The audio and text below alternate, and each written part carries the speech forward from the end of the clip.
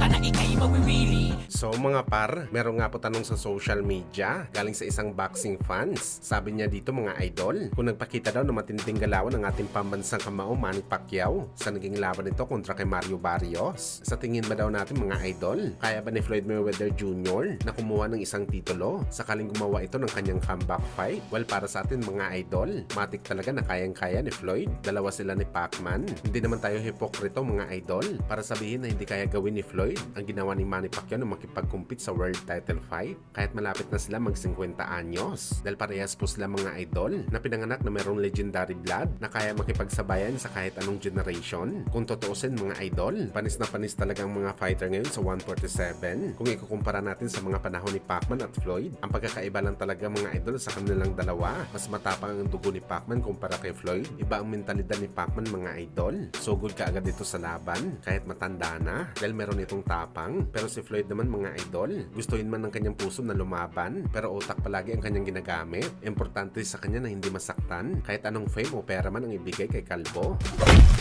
Samantala dahil nga po gusto sa akin ni Keishan Davis ng WBO at the ring super lightweight champion Teofimo Lopez Jr. sa gayon para patahimikin na si Lopez. Kung saan mga idol, si Keishan Davis mismo ang lumapit sa WBO para gawin siya number 1 mandatory contender ni Teofimo Lopez Jr. para pursahin ito na lumaban sa kanya. Tinanggihan kasi ni Lopez mga idol ang mga hamon sa kanya ni Davis. Kaya para mawalan nito ng choice, siya na mismo ang lumapit sa WBO para ibigay sa kanyang number 1 spot. Bagamat duda tayo mga idol kung papayagan si Keishan Davis ng WBO dito dahil sa ginawa nito sa kanyang huling laban kung saan sinadya nito mga idol na magpa-overweight para makalamang kay Edwin De Los Santos at kaagad dito binawian ng titulo. Bukod dito pinagmulta pa sa Keishan Davis ng WBO. Abangan na lang natin ito mga idol, pero sa pagkakilala natin mga idol kay Teofimo Lopez Jr., malabo talaga ito pumayag sa laban kay Keishan Davis dahil ina-assume ni Lopez na siya talaga ang boss sa kanyang mga laban. Kung sino ang gusto nitong labanan, yun talaga masusunod mga idol.